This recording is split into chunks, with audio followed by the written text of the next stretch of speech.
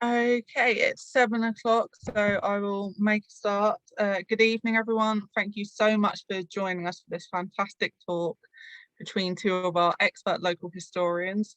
Hopefully, many of you are going to have been to some of the other Heritage Open Days events, which are fantastic events that happen every year and staffed by a wonderful crew of volunteers. So thank you so much to Becky and Nikki and all the volunteers that have enabled us to be here this evening and have this discussion. So as you might have seen, most of this year's theme centres around food, and tonight we've got another excellent discussion around a royal wedding banquet. So how this evening's going to run is, first of all, I'll introduce our two speakers and we'll then kick off proceedings. As a few housekeeping notes is that this event's being recorded, so any questions you want to put in, feel free to use the Q&A function at the bottom of the screen and we'll answer as many questions as we can at the end. And there are also some volunteers on hand, so if anyone's got any technical issues pop up, feel free to let us know via the chat. But on to our first speaker. So Dr. Elena Ellie Woodaker is a reader in Renaissance history at the University of Winchester. She's a specialist in queenship and royal studies, and she's published many amazing pieces of work in this area, including her monograph, The Queen's Regnant of Navarre, Succession, Partnership and Politics, 1274 to 1512, alongside several edited volumes, including the Routledge History of Monarchy. She has also published a companion to global queenship. And at the moment, she is currently developing a biography on Joan of Navarre, who we're very excited to hear more about, and other pieces on queens and queenship in a global sense, which is in press with ARC. Ellie is also the organiser of the Kings and Queens Conference Series. She's the founder of the Royal Studies Network. She's editor-in-chief of the Royal Studies Journal, and she's also the editor of the Gender and Power in the Pre-Modern World series and the Lives of Royal Women series. And she is leading an international project entitled Examining the Resources and Revenues of Pre-Modern European Royal Women. So it's great that she's here this evening. She is our national queenship expert, I would go as far to say, so we're really thrilled to have the opportunity to discuss her further, hear more about what she's got to say. And then our second fantastic speaker is Chris Roelka, who is the Emeritus Professor of History and Archival Studies at the University of Southampton. He's got a long-standing interest in the history of the everyday, and he's written about many aspects of daily life. He's looked at royal and aristocratic households, sensory perception and diet. So he's really well versed to be part of this discussion and giving us a real insight into the food and banquets of the medieval period. And his work, The Culture of Food in England, 1200 to 1500, was published by Yale University Press in 2016. But enough about me introducing them. I should let them just crack on and get going. So by all means, feel free to start. Thank you very much, Gabby. This session is going to be we're going to do it as a question and answer sort of conversation, and we will see where it goes rather than a straight lecture. So it's my job to ask the questions to start off with. So Ellie, would you like to tell me who was Joan of Navarre? It's a very good question. So I get asked that a lot. When I say I'm working on a book on Joan of Navarre, the first question I get is, so who's Joan of Navarre? So I'll tell you a little bit about her. She's one of our least known consort queens of England. So she was the wife of Henry IV of England, who, again, we're going to be talking about their wedding today. And famously, in Jane Austen's kind of little potted history of England that she wrote, she kind of said, well, don't ask me to tell you who the wife of Henry IV is, because I haven't got the faintest idea. And most people don't. In fact, a lot of people aren't even sure who Henry IV is these days, unless they've watched Shakespeare. And actually, it's Shakespeare I blame for most people not knowing who Joan of Navarre was, because she was kind of written out of the Henry IV parts 1 and 2 and Henry V. So she's kind of MIA. So it's part of the reason why people don't know who she was.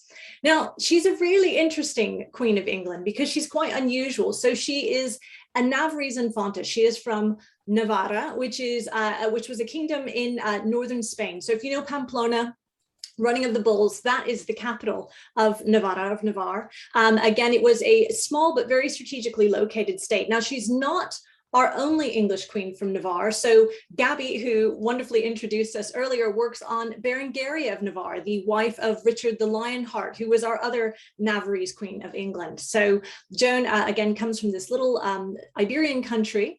She is the daughter, her father is Carlos el Malo, or sometimes known as Charles the Bad, or Charles le Mauvais, depending on which language you're speaking. He was quite the character in the 100 Years' War. And unfortunately, I don't have time to talk more about him.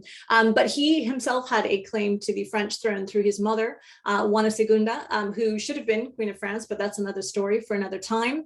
And Joan's mother was Jeanne de Valois, who was the daughter of not only the King of France, Jean le Bon, but also Bun of Luxembourg. So through her, she was related to the Holy Roman Empresses. So Joan might be from a small country, but she's actually related to monarchs all across Western Europe. And she's got this indubitably very royal blood, which we'll talk more about later. So when she comes to England, she's already been married before. Her first marriage was to Jean IV of Brittany. So between 1386 until the point where her husband died in November 1399. And through that marriage, she had quite a large family. She was his third wife. He'd had 2 previous marriages without issue, and he was getting a bit tetchy by this point in his life about continuing the Montfort line. He'd fought a succession crisis throughout his kind of quest to kind of gain and then retain the Breton duchy. And if he didn't have any heirs, that was going to all disappear. All that hard work was going to be for nothing. So Joan saved the day by producing many children. But when her husband died, she was still a relatively young woman. She was about 30 years old. And again, she was, in theory, she didn't have to remarry. She was regent for Brittany for her young son, Jean V, but she ends up, striking up this relationship with Henry IV and comes here to England as his bride. So that's just a little bit of the backstory, if you like, before we kind of get to her arrival in England. Yes, so why does Henry IV marry her? I mean, there's a great deal of politicking. We all know about royal marriages. So what's behind this one? Absolutely. So that's a really good question. And to be honest, historians are still debating this. So Joan seems like a kind of surprising choice, right? She's an older woman. She's been married before. She doesn't need to remarry.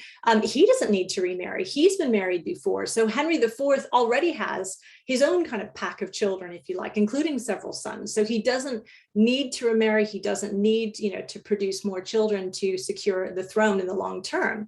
So that's the question. Why does Henry marry Joan? She's old. She doesn't bring a dowry with her. She's not. There's a lot of kind of kerfuffle about why Joan. So there's a couple of theories. One theory, the more romantic theory, is that it was this love match. We do know that Henry and Joan met a couple of times during their earlier lives. So, according to some kind of romantic theories, this was this big love match. In fact, there's one legend I was just putting into the book the other day that when he left Brittany, she gave him some forget-me-nots, and his motto was famously souverain, which some people have said is souvenez-vous de moi, or forget-me-not. So there's this legend that it was all inspired by his love for her. I'm not buying it personally, but it is possible. It is possible that there was some kind of connection there. Another theory is that Henry wanted Brittany, so she was regent of Brittany for her son, as I mentioned. Some people have said Henry thought maybe he could get a hold on Brittany by marrying her. If that was his intention, it failed miserably because they ended up at war with Brittany instead of gaining Brittany. Another theory that I think is probably more plausible is that he wanted royal credibility. Remember, Henry IV is a new king. He's just unseated his cousin, Richard II. He needs some cred of being like a proper king. And Joan is very much, as we talked about, a proper princess. I mean, she is royal on both sides, all the way back against, connections all across Western Europe to all these royal houses. So marrying her was a way of kind of having that rub off on him in a way. She was indubitably royal. He was not, he had royal blood, but he was a new king, if you like. So I think I'm going for theory 3 with maybe a little bit of theory 1 in it. That's my theory. But it was kind of a strange royal marriage because you're absolutely right, Chris. It normally is massive negotiations, ambassadors coming back and forth and arguing over the dowry. This one was conducted completely in secret through trusted go-betweens between Henry and Joan. And they started negotiating almost as soon as she was widowed, which again has, you know, the love match thing. Yeah, sorry, Chris. Yeah, exactly. It's unusual, isn't it? I mean, this isn't the way royal marriages are normally made.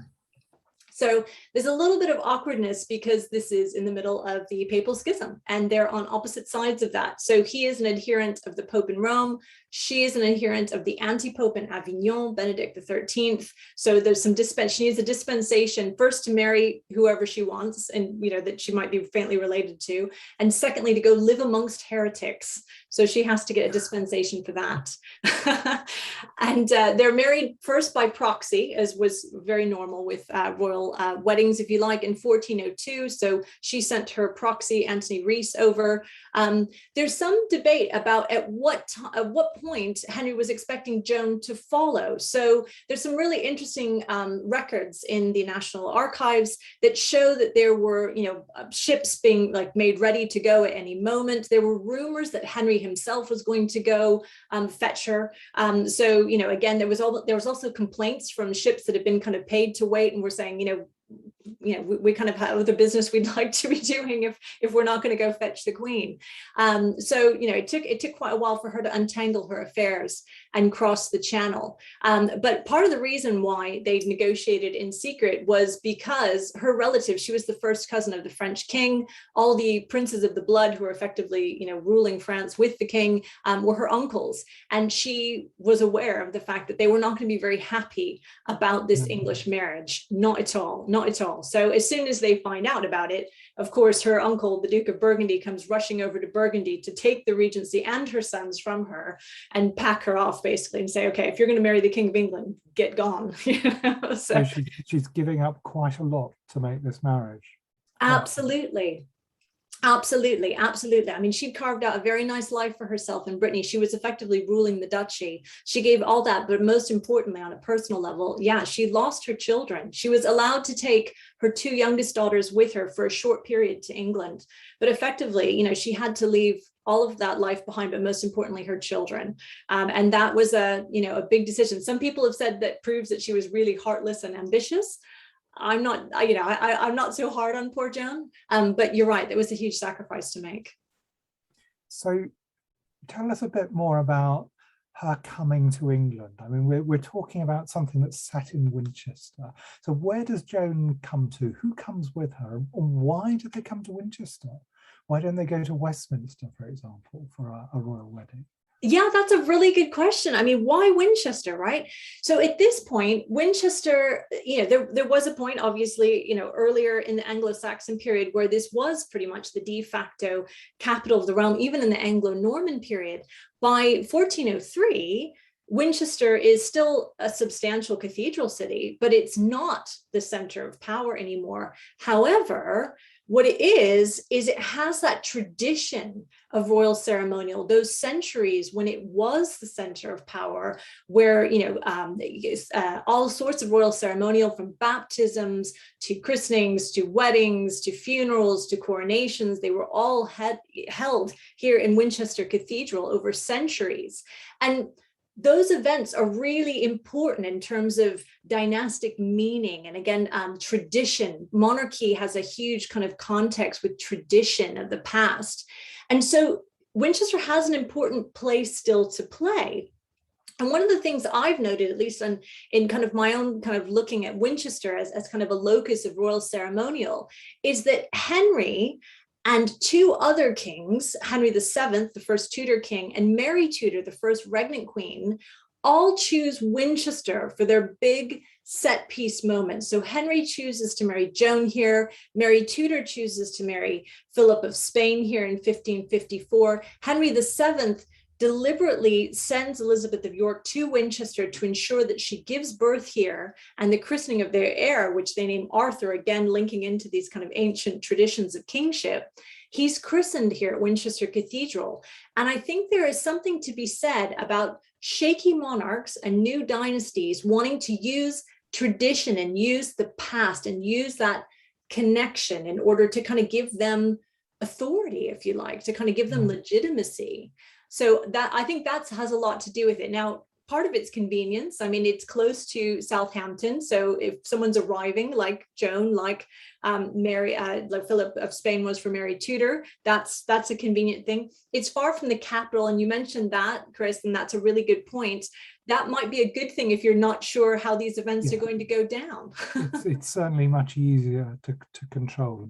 A big crowd in London would be a problem. So Winchester is certainly much better from that perspective. And I'm sure there were crowds as well for an event like this. But who came with her on this journey, and how do they get to Winchester? Because Southampton may be close, but if my understanding's right, crossing the Channel in January, February is not quite straightforward. No, it's not a good idea. No, you're absolutely right. So I made this little map here to kind of track her journey. So you're absolutely right.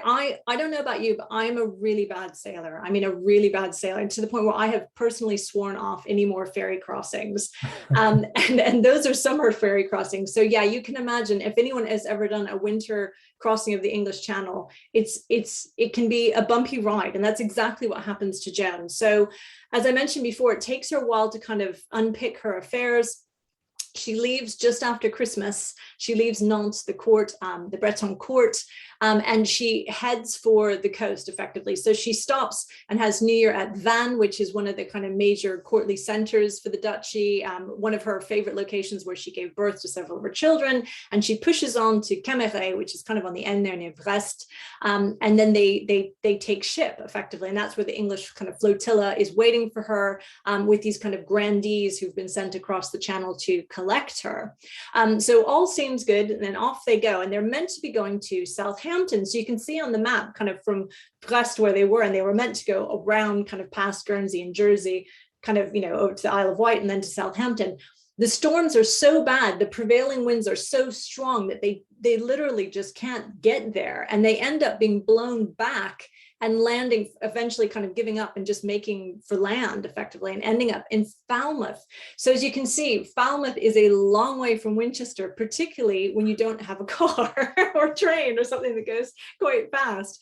So obviously Henry and the royal party are not expecting her to turn up in Falmouth. So they are obviously, kind of on their way over from London. He stops in Reading and that kind of thing. So he's making his way, thinking that she's coming to Southampton. She's in Falmouth. So he has to kind of rush westward, and eventually meets her in Exeter on the 30th of January. So they kind of make their way back. You can kind of see some of the stops that I've kind of pegged out there. There's a lovely Victorian painting of her stopping at Bridport, Dorchester, Salisbury, possibly Clarendon Palace, the ruins of which are absolutely lovely. I've hiked there recently. They have a wonderful Twitter account, by the way, Friends of Clarendon Palace, if you want to know more about Clarendon Palace. It was an expensive and unexpected journey. So at one point, some emergency funds had to be extracted from the locals in Dorchester to kind of keep this big retinue going. So we've got Henry's royal retinue. We've got all the grandees that were sent to pick, Joan up, if you like, and take her across the channel. And then she has brought with her a very sizable retinue of Bretons and even some Italians and Navarrese servitors who are part of her own kind of household. So there's this sizable kind of retinue of foreigners as well. So as you can imagine, moving that many people is quite expensive. Yes, it must be the size of a small town that's on the move. I mean, the impact of that going through the countryside is very considerable. And yes, indeed, very expensive. And I'm sure ready cash was very necessary for supplying provisions for this huge group of people coming through. Absolutely. And it's not exactly a great time of year to be feeding that many people on the move either. So I can only imagine how unhappy in some ways some of these towns might have been to see this kind of huge retinue kind of turn up on their doorstep. Yeah, I think they have professionals to do the shopping for them. I mean, it is really quite well planned. Purveyors or caters, as they were known, people who make the asha, the purchases. So yes, that's where doing the catering comes from, isn't it, as an expression. Perfect. Yeah, they were definitely kept busy. Let's put it that way. Yeah. Oh, fantastic. So yeah, so that's a little bit about kind of how Joan got there. And obviously, when we're thinking about kind of a wedding, the wedding itself happens at Winchester. Now, we don't have any illustrations of that. This is actually an illustration of the wedding of Joan's sister-in-law. So this is Henry's sister, Philippa of Lancaster, who married João of Portugal. So this is this is almost at the same time that Joan was marrying her first husband, Jean IV of Brittany. So a contemporary illustration, which gives us some kind of idea. But we've kind of thought a bit about, Joan and thinking about kind of the wedding and thinking about her journey there. But really what we're here today to kind of learn more about is the food. So Chris, can you tell us a bit about what the feast itself was like? Yes, certainly. If we move on to the next slide, as that's quite a good place to start. We do quite unusually have a record of the feast. We have about 50 surviving menus from medieval England, and they come from fewer feasts. And in fact, as I'm talking about this, you'll discover that there are 2 menus for this wedding feast. But what we have here is the record of the coronation feast of Henry IV at Westminster. And then just tucked down in the bottom right-hand corner, you get the start of the Winchester wedding feast. And this comes from an English cookery book. These feasts are collected together in groups that are known as feasts royal. And they're there really to give stewards of the household or heralds some sense of the occasion of what's going on and what they've got to plan for. As a menu, it's never been near a kitchen, and as a cookbook, this has never been near a kitchen either. So if we move on to the next slide, we've just got this little bit from the bottom right-hand corner, and it goes over the page, and I don't have the images for the other pages at the moment. But I'll start by telling you a bit about medieval food, particularly elite food. There is a pattern of elite cuisine across Western Europe from about 1100 onwards that favours sharp, acidic sauces and highly spiced foods.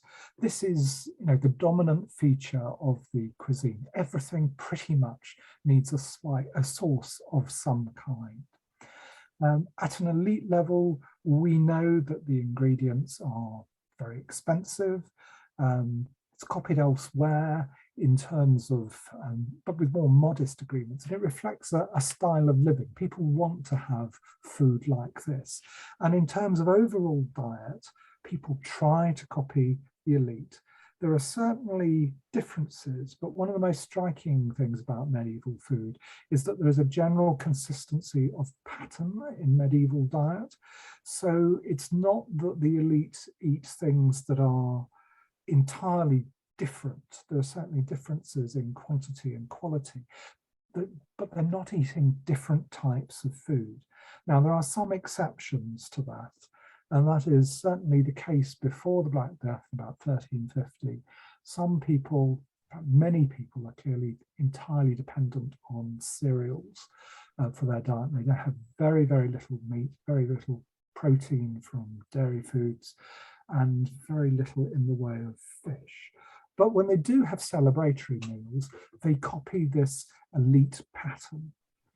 So the diet is much as you would expect, in that there are a range of meats, birds, a lot of fish as well. And I think one of the questions that's really quite important in terms of looking at this is that sort of big pattern, if you like, is to understand the relationship between religion and food, as that affects what people eat. And the key to this is all about abstinence. Complete fasting is very unusual. as is the complete avoidance of some foodstuffs. But what is typical is periodic abstinence from some categories of food. And this link between foods and religion starts in the Garden of Eden with the fall of man, and two of the deadly sins in particular, gluttony and lust, are right up there with the connections to food. Just as sort of flouting restraint is implicit in the conspicuous consumption that's going on in this sort of feasting, morality lies behind medieval consumption as well. So gluttony is not only about overconsumption, it's about inappropriate consumption. So if you eat at other than the set meal times, that's, you know, you're eating a late supper, that's a bad thing. But it's also to do with overstimulation of the senses. And when Henry of Gromont, Duke of Lancaster, confesses he writes a book about, it's called The Holy Medicines in the 1350s. He confesses to gluttony, and he has in mind not just rich meats, but ones that has been made as delicious as any man could with spices and sauces. And there is this link as well to another deadly sin, lust and carnality. And the Latin for meat is caro carnis. So this is the stimulation of the flesh with flesh. So in England, between 1100 and 1500, it was the practice to avoid meat, certainly on one day of the week if you could, which was Friday, which is still with us in some guise. But if you wished so to do, and there were all sorts of exemptions, also on Wednesdays, Friday, and Saturdays throughout the season of Lent, sometimes Advent as well, sometimes the run up to Ascension, the Eves, the Feast of the Apostles, the Eves of the Great Marian Feasts. And this all totals up to about 180 days a year. So half the year you are not eating meat. And if you are in an elite household, that is almost certainly the pattern. If you are a cleric, and if you live particularly in a monastic setting as well, there are probably a further 2 months of abstinence that you can add to that. They have a longer period of Lent, they have a longer period of Advent. So these individuals are going to have a longer period, perhaps 40 to 60 days more a year of abstinence. And on these days of abstinence, when meat is not eaten, in these elite households and in religious households, both monastic, secular, those of bishops, it's the usual practice to eat fish. And fish is described in a sermon of the 1380s. I think the reason why you can do this is there's no obvious blood in a fish, or in most fishes. It's described as the food most like the food men will eat in paradise. So this is really key to what's going on. But it's not cheap, and I think one of the key things to understand is the links between status and food.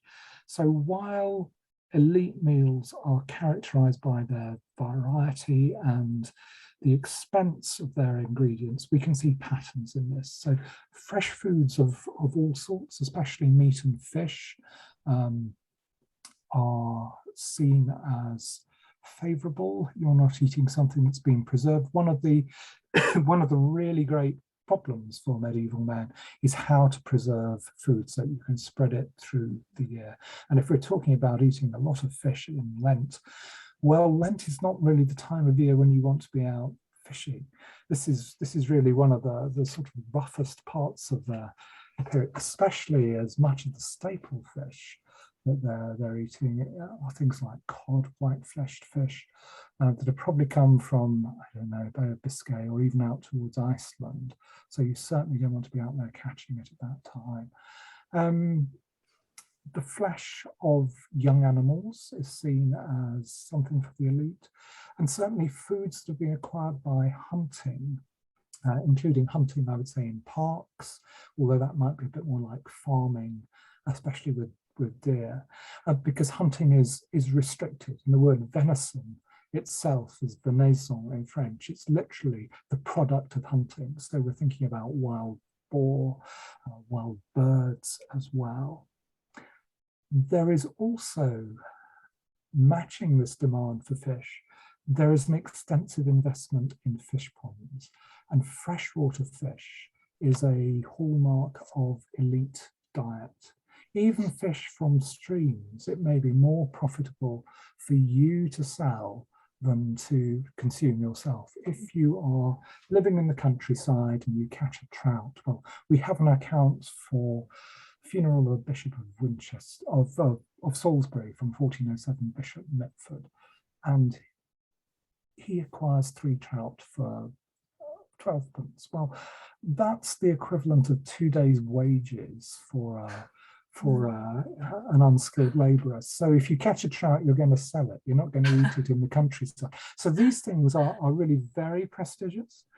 But there is a very extensive investment in fish ponds. And if you're in Winchester and you're going up to London, on the right-hand side as you go through Fleet, you will see Fleet Pond, which actually appears on the left-hand side as well as a bit of it there. Well, Fleet Pond was one of the great fish ponds of Winchester Cathedral Priory, and its main objective was to supply fish for the monks. And I'm fairly sure that it's implicated in this feast that we're going to look at today. So we've got the spices as well. Spices and sauces are part of this. From just before the Crusades, they start coming in. There is a big shift probably in the middle of the 13th century. Spices get cheaper because they start coming to England by sea rather than overland, but they're still, quite important in this. They are quite interesting as well. As another part of this in terms of display is colour. Colouring food is really significant in elite meals, and it's something that impresses, and I would find it quite discouraging. I mean, they're clearly dishes that come to table that are designed to be coloured in many ways, and the blues and the greens and the reds, and you think, oh. It's interesting because it seems to trump flavour, I think, in some ways. So yeah, and I guess the methods of cooking as well tell us about elite foods. So roasting is much more profligate in terms of fuel, and so fewer people will get to eat roast food as opposed to boiled food. So that's another distinction. So shall we go and talk a bit about this feast in particular? Absolutely. Tell us a bit about the menu. What were they eating and why? Right. So if we have the next slide, we can start going through this. So meals at this time are divided at an elite level into 3 courses, but it's completely unlike our idea of 3 courses. What you get is a whole series of foods that come together to table in a course. And it's much more like patterns of South Asian cuisine. But within this, you will find there are usually some potages. There are then some meats that are probably going to be carved, and maybe some pies and things. And the first course usually contains food that is perhaps less distinguished. So here we've got the gross char, the beef and the mutton. As we go through this, we will see more delicate meats appearing in the other courses. So it may well be that this is a course that all the servants can partake of. We mustn't assume that everybody gets everything in this, and you're not really sitting down to eat your way through this menu either. It all comes to table at once in a course, and you will have in front of you what's called a trencher. It will be probably a metal rectangle, and onto that there will be a slice of bread that's put, and then you will have other things put on it for you to eat. You don't have a fork, you just have a knife and a spoon. So the food has to be cut up really small for you to be able to deal with. It's also the case that you are not eating your way through this as in meat and three veg. You're just having you're having almost a taste of the different things. So you've got variety here. Mm. We also expect people not to eat everything in front of them. And I mentioned that there were crowds. Well, one of the things that the crowds are looking for is food. Mm. And we again know from Bishop Mitford's funeral feast in Salisbury in 1407, there are about 1,600 people at table, but there are probably 2,500 other people who are there looking for bread and ale. And at the end of each course, we find the food is cleared away, and the almoner of the household will clear up what's left as well, and it will be taken for the poor to eat. Might even be taken in big buckets and left at the gate. So there are lots of people around looking for what's there. But on a sort of refined level in terms of dining, you will have this meal put in front of you. You will have a carver at table who will give you, the best bits in a sort of very elaborate display. And we see here the first two things are sort of potages, if you like. They're quite stiff, I suspect, but you might well eat them with a spoon. You will have some meat, and then you've got cygnets, capon, pheasants, which are going to be carved for you. You've got some small pies. What you've also got, and what doesn't appear on this, are those elaborate spiced sauces. Oh. And you will have sauces brought to table, quite literally. A saucer is for putting sauce in. And at an elite level, you will share them sort of one between two. And then the course ends with what's called a subtlety. Originally, this was quite a specialized dish, a tasty tidbit, if you like. But by this point, it has become a sculpture, possibly made with pastry, and it goes on to become almost a tableau vivant with actors and things. So let's look at the second course, just to give you a flavour of what's going there. And we see a similar sort of pattern. We've upped the ante a bit in terms of the meats that are coming to table. Venison with fernity, so a wheat pottage, a set meat jelly, and then we've got the young animals, the piglets. Rabbits, in this case, they are the adult ones. And then we've got some interesting birds, bitterns, stuffed pullets, partridges, misspelt by me. And then set dishes, the lech dishes, much more. If you think of the Spanish leche, you can see the milk that's behind this, and I think, but it's a bit like a quiche of some sort, and they are quite often the recipients of colour and things. And then another broth and a subtlety. And if we go on to the third course, we've upped the ante in terms of the sorts of things that are coming to table. We've got onto the small birds and things, and the more specialized, even at this level, more specialized meats. So cream of almonds, pears and syrup, roasted venison, kid young goat, woodcock, plover.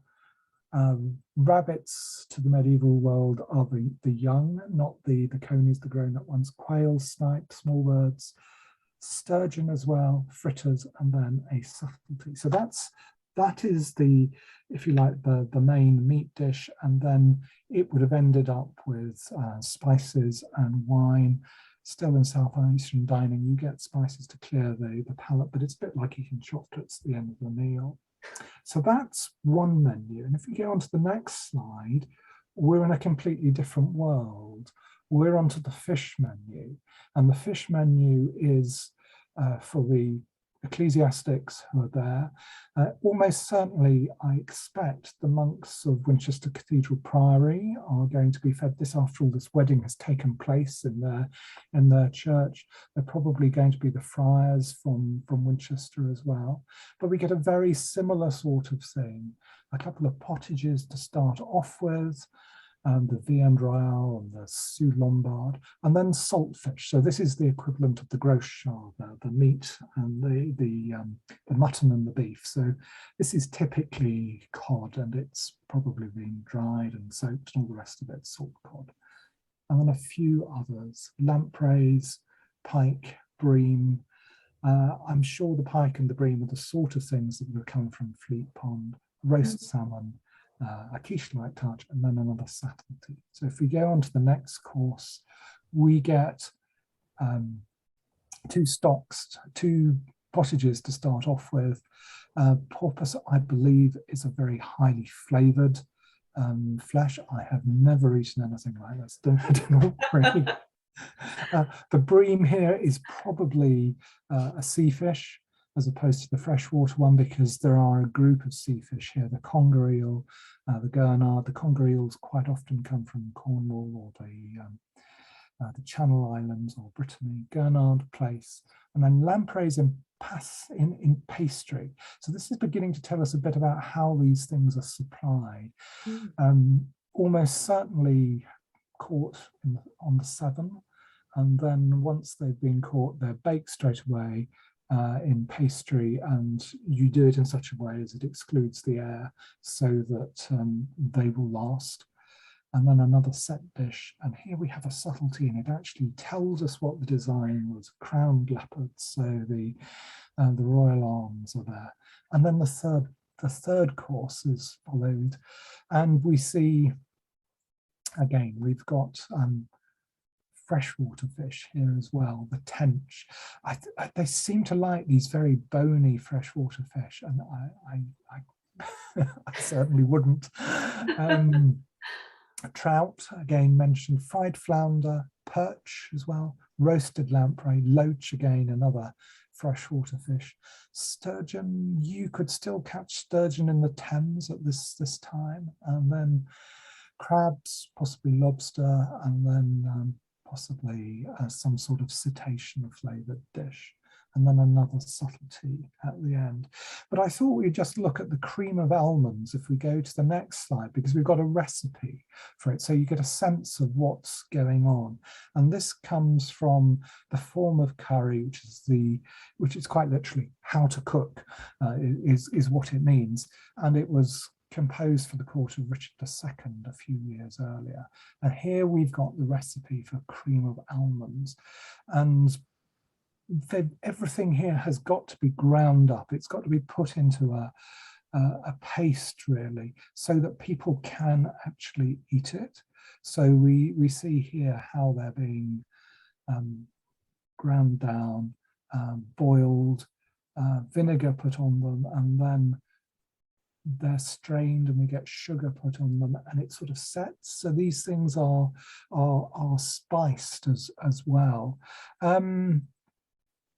Yeah, so this is really what they're spending on their money on. Almonds are not something that grow in southern England, so vast quantities have come in from Spain.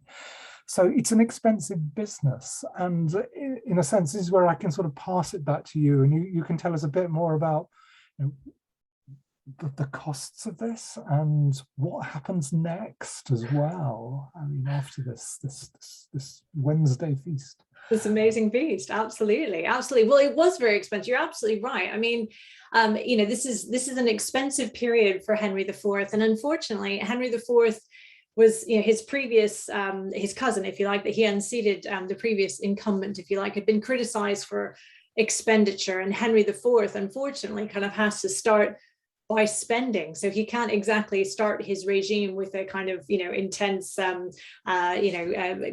cost-cutting measures, if you like, because you've got to flash the cash to look like a king. And this kind of thing, this kind of ceremonial, is exactly where you really want to flash the cash, because it is demonstrating your power, your authority, your wealth, your largesse. But also it is, you know, it's important to fete the Queen as well, to welcome the Queen in style. So her her coronation, which follows this on by just a couple of weeks, means that February 1403 becomes a very expensive month for Henry. So throwing a huge wedding with a lavish feast and then her coronation with jousting and feasting means that, you know, his expenditure for that month rises enormously. So according to kind of some estimates, again, you can see it's doubling, almost kind of, well, more than trebling by some estimates. So this is a very expensive month for him. I think it's worth saying that the annual revenue that you would get from a sizable farm, a sort of medieval manor, was about £10 a year. So he's blown the equivalent of 50 of these on one day, as it were. So yeah, it's conspicuous consumption at its greatest level. Yeah, no, absolutely. I mean, one of my favorite things to do is to go to the National Archives kind of currency converter and put the cost of some of these and then kind of translate it to what it is. And it can often be quite horrific, if you like. You're kind of thinking about the amount of cost that's spent. So if you're ever bored on a day, have a play around with the currency converter. In fact, I should have probably converted all these so you could have seen it in modern funds. But yeah, just the feast itself, as we can see, cost, you know, over £500, which again, to us doesn't seem like a lot. But in that period, as Chris has rightly kind of noted, that is a horrific amount of money. So much so that he's got to ask the Bishop, William of Wykeham, and anyone who is a local to Winchester is very familiar with William of Wykeham, who obviously built Winchester College, is the Wykeham Arms, the fantastic pub, etc. There's, you know, his shield is everywhere, if you like. So William of Wykeham at this age is quite elderly, but he is still here. The actual wedding itself was performed by Henry Beaufort, who is actually the kind of half brother, soon to become cardinal, soon to become Bishop of Winchester. But at this stage, you know, he's not, but he steps in and does the actual ceremony. But William of Wykeham is still around to loan the king money because the king desperately needs it. So this expensive feast, and as we just talked about, the unexpected expenses of bringing his entourage and her entourage kind of back from Falmouth, if you like. So he gets a bit of a loan from the bishop to kind of keep him going. And actually the prior of the cathedral kicks in another kind of 200 marks as well. And that's not the only thing he's spending money on. Obviously, I'm not going to go into all the details of everything he buys. He stops in Reading and buys some cloth of gold and all sorts of lovely things. But he's also spending a lot of money on presents for the bride, because of course, that's customary as well. So he spends 500 marks for a jeweled kind of Lancastrian kind of double S collar for her. Might be similar to the one that she's wearing on their tomb in Canterbury. And altogether in the period kind of in the run up to their wedding, and actually the kind of first year that she's here, a huge amount of money is spent on jewels and jewelry. So a lot of bling, if you like, that's helping Joan also make that transition from Duchess to Queen. And you know, there's a fantastic book that came out not long ago called Magnificence, which is kind of about kind of, you know, what it is to be a prince in the Middle Ages, and that conspicuous consumption that Chris was talking about. So this feast is a really good example of it. Bedecking his wife with jewels is again a way of expressing his majesty. So, you know, weddings, coronations, all of these things are a way of him again expressing that he is the king, through the ceremonial and through the kind of visuals, if you like, of making his wife look good and fading her, if you like, in this way. Do we have time to say a bit about what happens next, or how we do? Well, I will give a really quick epilogue. We're kind of running a little bit short on time, but I'll give a. Sorry, Gabby, was that you? Yeah, I was just about to say just a couple of minutes to wrap up, and then we've got some Q&As. Absolutely. So I will give the world's quickest epilogue, if you like. So basically their honeymoon. So if you kind of remember that, cast your eye back to that map, they did obviously leave Winchester after a few days after their wedding, and they basically went up the A3. So if you're familiar with the A3, they kind of made their way up to Eltham Palace, which is now in kind of Greater London, but obviously Eltham was slightly outside London at that time. It was Henry's favorite residence. They kind of honeymooned there. Then there was the Queen's coronation, and this illustration from the pageant of Richard Beauchamp is one of the few kind of contemporary illustrations that we have, and it's actually going to be the cover of my book on Joan, so keep your eye out for that. So again, more feasting, more money, jousting, all sorts of fun things happening there. And then epilogue in terms of what happens to these two. Do they live happily ever after? Pretty much. In terms of their marriage, again, they were, you know, famously, supposedly had quite a good marriage, but unfortunately Henry IV continues to struggle.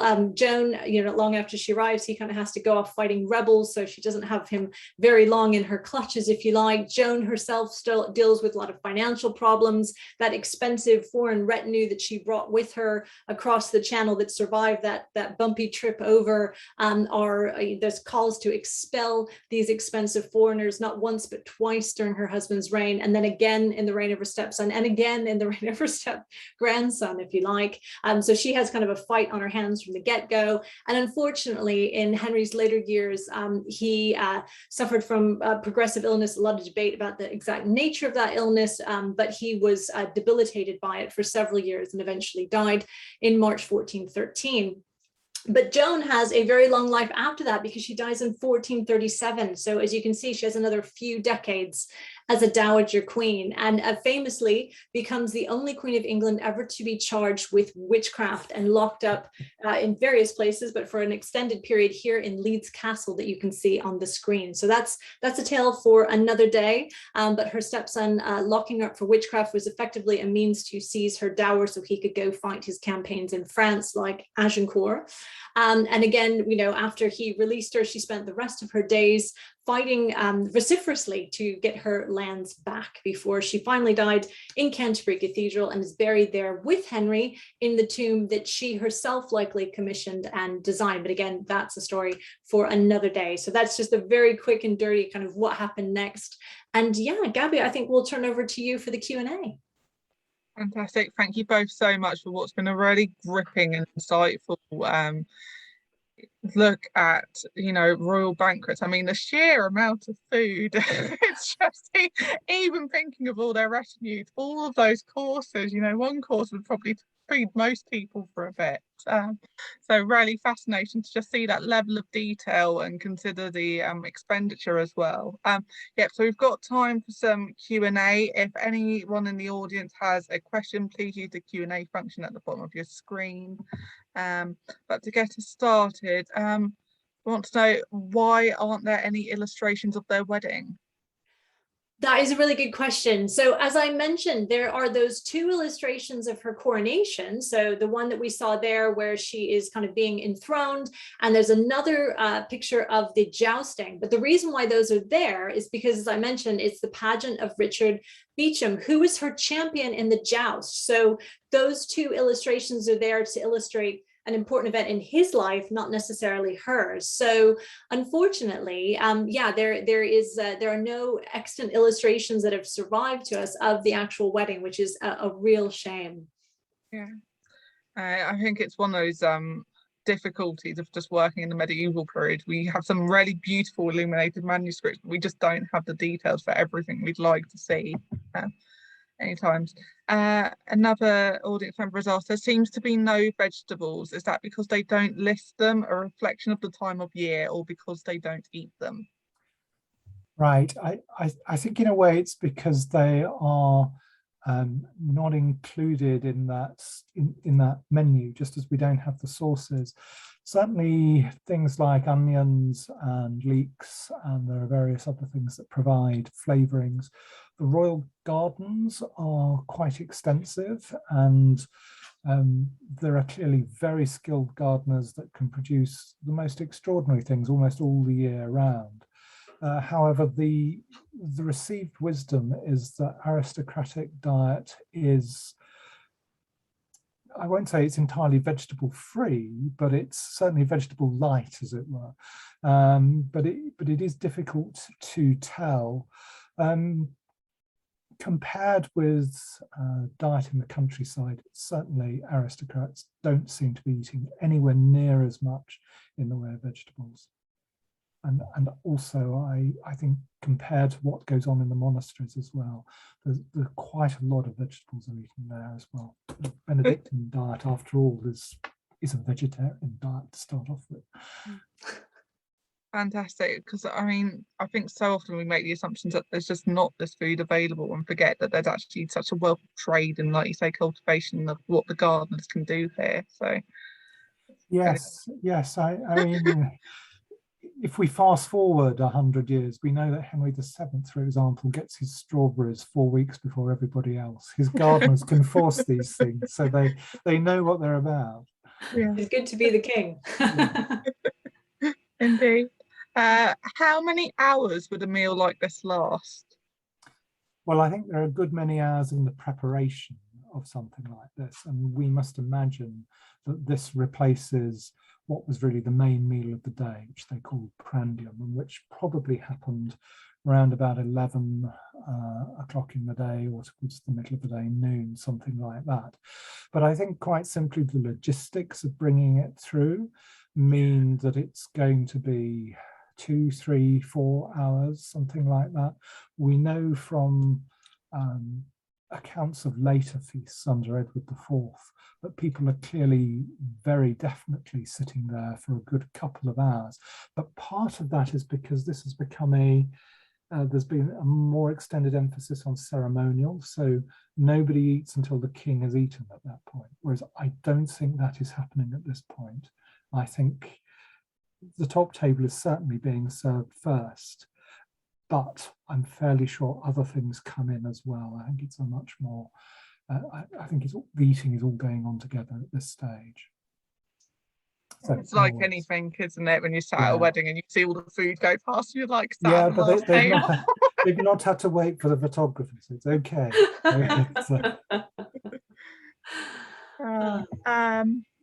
Okay, what else have we got? Is there a source for calculating cost inflation over the centuries? I think that's a really good question, Christy. I'm aware of the currency converter, but that's more, again, kind of the modern day value of particular. And in terms of calculating inflation, that's a really good question. Well, what economic historians tend to do, and what I have seen many things set against, is a basket of consumables that's based on what a skilled labourer, an artisan, can spend. But it's quite approximate in many ways. You don't know, for example, what people can draw directly from their own resources, from their own gardens, or what it may be. But certainly we can see that the calculation, this was sort of set in mind, in train really, by economic historians in the 19th century who were trying to prove that the Industrial Revolution had been a dreadful thing for the labouring classes. They concluded that putting together the costs of living, the best time to have been a labourer in England was the 15th century.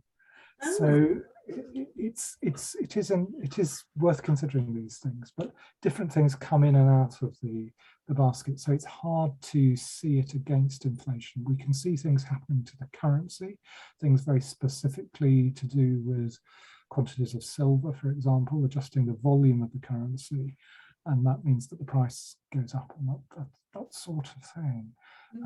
And we can track that back even into the late 12th, early 13th century, that sort of change. But it is a complicated analysis that has to be done, I think. But yeah, it's a different world. Different people spend on different things, and it has different priorities, really. Thank you. Got another question. Would the feasting be accompanied or followed by any other form of entertainment or displays of consumption? Almost certainly. I don't think we have the whole story here at all in this menu. You will perhaps be amused to learn that what happens next, the end of the feast, is often what's known as a banquet, which at this stage is a sort of snack that you go off and have later in the evening. And excavations at Kenilworth, for example, Henry V's palace there in the Pleasance, have shown these sort of gazebo-like structures where people were clearly cooking rabbit late into the night, as it were. So there are other things that go on. There's almost certainly entertainment as well that's there. And one imagines there are things like dancing, although we know very little about what it actually was. Fantastic. Okay, so I've got one question that I was hurriedly trying to input into the currency converter. So Yes, no, I £100. did the same thing. Yeah, no, I put a link in the chat generally to that currency converter that I keep mentioning, and I ran Roger's query through it, and it says that in 2017, obviously, because that's like the latest the currency converter goes to, £100 and 1400. So I just went 1400 would be worth over £61,000 today. So that gives you kind of some idea the order that we're talking about. And actually, so if you think about that kind of feast that we were talking about, there was over, over £500 we were talking about was spent on the feast. That's over £300,000 in today's purchasing power. So that's a lot of money to be spending on one meal. I don't know about you, but I think that's quite a lot of money to spend on one meal. But it's feeding a lot of people as well. It is. It is. We're feeding a small town that has come with the wedding party, but they're then also all the other people who've come for the food arms and the largesse generally, and that's a part of the magnificence that's going on. Yeah, exactly. It's a big investment. Absolutely, and like I said, it's an investment in His Majesty. It is his way to show Winchester that he is the king, writ large. So yeah, absolutely. It's you got to flash the cash to be the king. Definitely. I've got one more question, but I might have to ask Veronica to specify more. She said, "What about the wedding dress?" I don't know if she means how much that costs, or. Oh, right. Okay. Well, we don't know. We don't know how much was spent on her wedding dress, and we don't know what she wore. And again, this is one of the very frustrating things about if you see commentary on royal weddings today, like Kate's wedding, or again Harry and Meghan's wedding, again it was all about the dress and who designed it, what did it look like, and etc. There sometimes we get glimpses of these things, but even when we've got Poe, Gabby's cat Poe, that's right. It's not Zoom unless pets make an appearance. So, but again, we don't unfortunately have as many of those examples as we might like. Sometimes there's some commentary on what someone might be wearing, but certainly in this case, we don't have specifics on exactly what Joan was wearing. And sometimes those lovely illuminated illustrations that we have, like the one that we saw of Philippa's wedding, again, we don't know if the person who created that illumination actually saw what Philippa was wearing, if that has any kind of, so it is very difficult in this period to get to always get a sense of that. But I think what we don't have is something that's specifically a wedding dress, if you like. There's not an archetype. Yes. I think it's a very fine dress, and but it can be almost anything in terms of color and design and whatever's fashionable. I've seen very few references to things that are definitely what is worn at a wedding, and the one that sticks in my mind is that of Isabella of France, Edward II's wife, who is actually buried in her wedding dress. That's right. That's noted specifically. Red satin. So, yeah. Yeah, no, that's a really good point. I mean, obviously, when we think of kind of white wedding dresses, I mean, that's a Victorian kind of scenario. That is, in the Middle Ages, that would have no connection with reality. And Chris and I have had many great conversations about one of the things we know most about in terms of cloth and clothing comes from records, comes from household accounts. But of course, that's often for either clothes that are made up or bolts of cloth. So we have some ideas what they're wearing in a general sense, but in terms of people writing down what people are wearing on a specific day or moment in time, we don't always, less likely to have that information. So we can guess. Like I said, I know that Henry bought cloth of gold on his in Reading on his way to this wedding, but would Joan have actually worn that at her wedding? No, probably not, unless somebody was sewing really hard through Bridport and Salisbury, etc. So keeping their fingers warm. Exactly. Yeah, exactly. Definitely. Oh, fantastic. I think that is all the questions we have now, unless anyone sticks something up, which is great because we're just slightly over time. So thank you so much to Ellie and Chris for what's been a fascinating insight into a royal banquet. And it's just, I say, the level of detail we just saw in terms of everything that's explored. We've got some more history about Joan and Henry and kind of the importance of Winchester, and more royal connections to Hampshire, which is kind of what we're all about. With regards to the recording, this will be available on the website in a couple of weeks. And in terms of the rest of the weekend, there's still some more Heritage Open Days running up until the 19th. So if you've not managed to get along to anything yet, please do feel free to go and explore some more local history.